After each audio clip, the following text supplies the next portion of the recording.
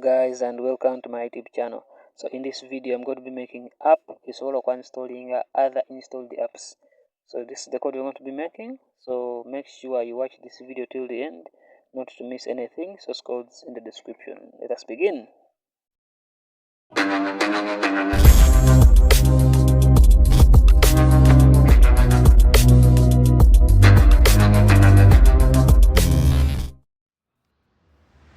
Okay, so katika mukutandika coding kirininze, so ebisinga zirwadde previous previous bisanguddemu. So let us begin. Video tugenda kuba tukola how to uninstall apps. Ngeri tuyinza okuinstall uninstalling apps. Okay, nga tukozesa intent in our Java code. So if statement here nekebera if text is empty, then it runs the code in between here. But if it's not empty, it runs the code here. So this is where we're going to put our intent. Okay, so let us begin. Links are in the description if you didn't get the source code from the previous video. So description, and please don't forget to leave a comment on what you think. So intent, as always, intent like so, equals new.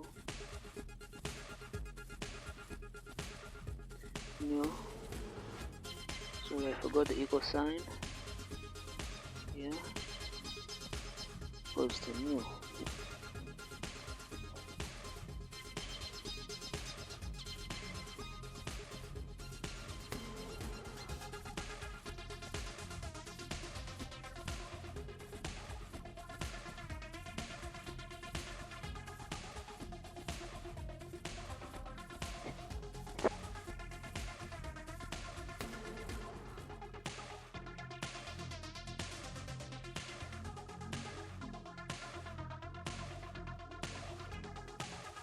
So katonda tukawo dot,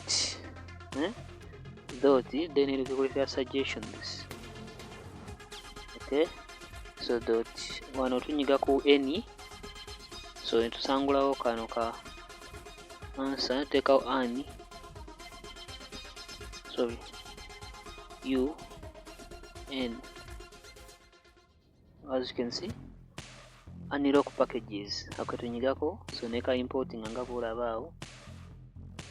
Okay, so once that is done, we closing out with a close bracket, then semicolon, tugenda ku next line like so. So take out space eyokubiri. So here take out intent yetwadde ya short, sorry.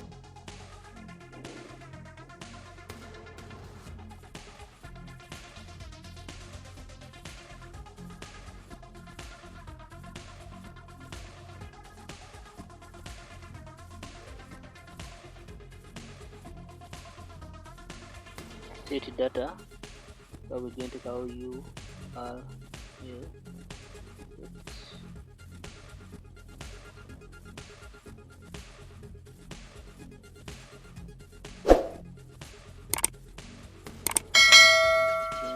So katonda tuna passingamu text waffe, text ali ava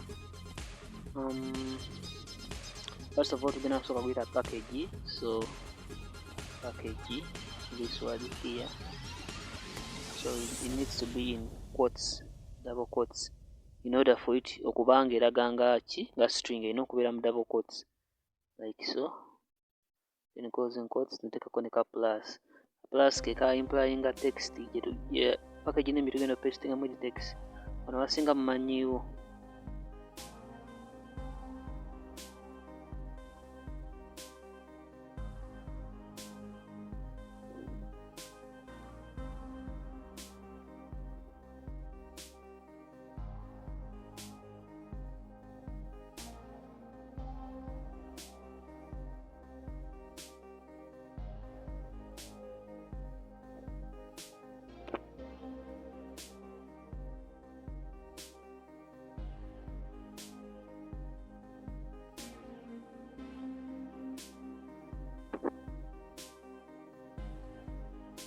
Katonda tulina okutandika intent yaffe. So nina n'ensonga lwaki code eno ngizeemu.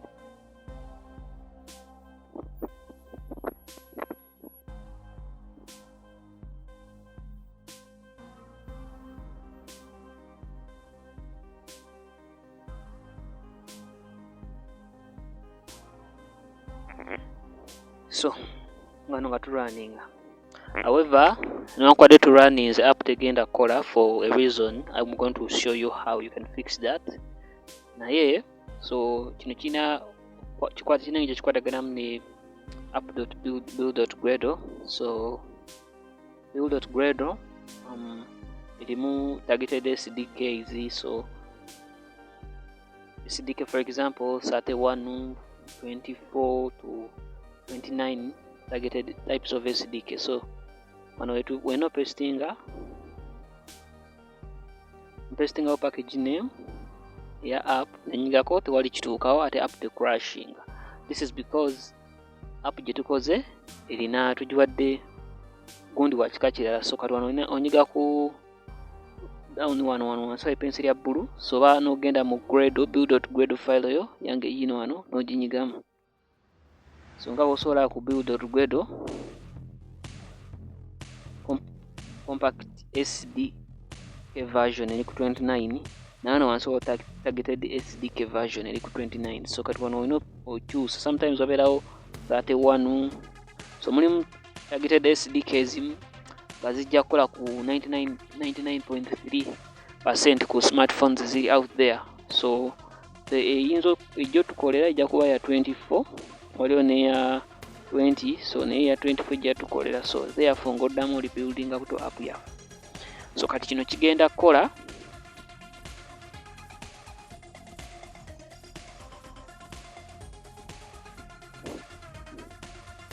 Okay.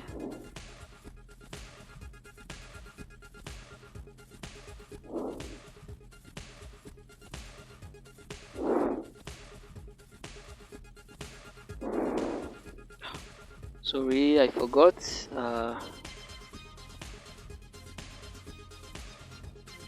We're pasting out package name yaffe. So app gyagala ku installing. However, to installing. So when you click, it shows you do you want to install this app, as you can see, and it tells you keep 75 whatever of this app data. So in my case, I've tapped no. So let us go and try getting another app which I want to demonstrate on.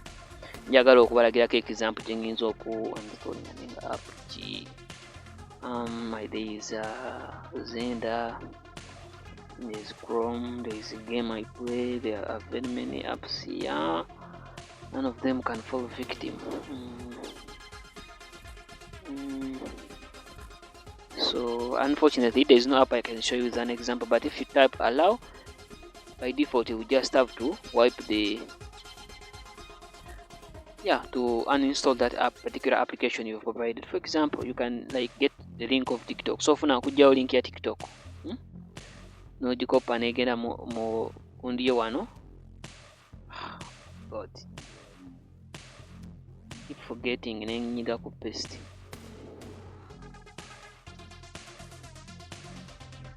Nga bw'olaba egenda kujja wano, so nyiga ku copy eryoka ejja nti yiino. So ng'oddayo ku app yaffe new intent. So kati ng'osangulawo eri ebaddewo bira twakava kopa ya TikTok ng'ejjawo wano. So ng'onyigako ng'ogamba do you want to install TikTok light bw'onyigako okay ng'ebeera installed. That's it. Video number 2 nabalaze engeri osobola okukola ki okulaunchingamu app ng'okozesa package name. So in the next video I might show you how to uninstall an app. So this is it for this video, guys. We'll go come video bezeko, link is gonna be in the description. If you like what I do, no nyako, and if you want to use some apps I have installed, so this I have made. So this one is one of them, and this one is one of them. So the apps I mainly work on are the apps that help me with my day to day. Ebintu ebinzikalubiriza buli lunaku. So these are the apps I build. For example, sometimes it pains me to take a look at very many documentations, but if I can just For example, take a screenshot.